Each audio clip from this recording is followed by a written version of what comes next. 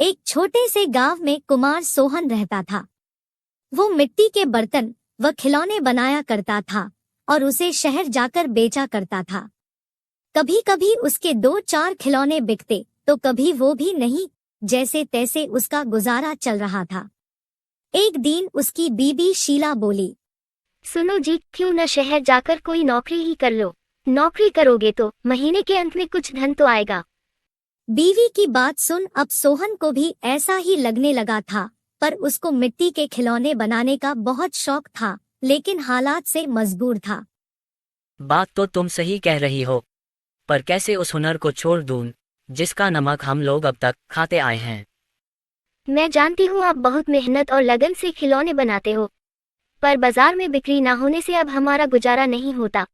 अब तो यह हालत हो गई है कि रसोई में अन्न का एक दाना भी नहीं बचा।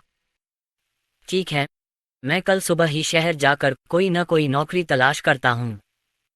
अगले दिन वो शहर के लिए रवाना हो गया और एक व्यापारी के पास वह नौकरी करने लगा। सोहन वहां नौकरी करता तो जरूर था, पर उसका मन अभी भी अपने चाक और मिट्टी के खिलौनों में ही रहता था।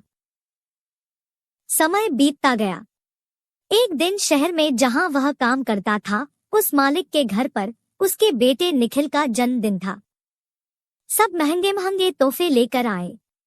सोहन ने सोचा, क्यों ना मैं मिट्टी का खिलौना बनाऊं और बच्चे के लिए लेकर जाऊं। वैसे भी हम गरीबों का तोहफा कौन देखता है। यह सोचकर वह मिट्टी का खिलौना बनाया और बनाकर जन्मदिन पर ले गया। जब दावत खत्म हुई तो निखिल की नजर उस मिट्टी के खिलौने पर पड़ी। उसे वो हाथ में उठा लिया और खुश होकर और भी बच्चों को दिखाने लगा। खिलौना सभी बच्चों को बहुत पसंद आया और जिद करने लगे कि उनको भी वैसा ही खिलौना चाहिए।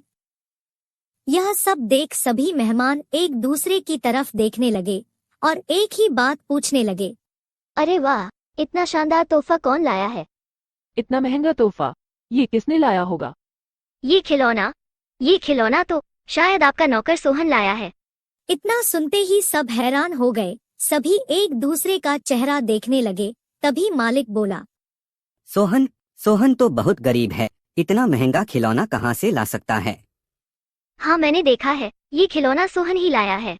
ठीक है, सोहन को बुलाओ, उससे पूछो कि ये खिलौना वह कहाँ से खरीदा है।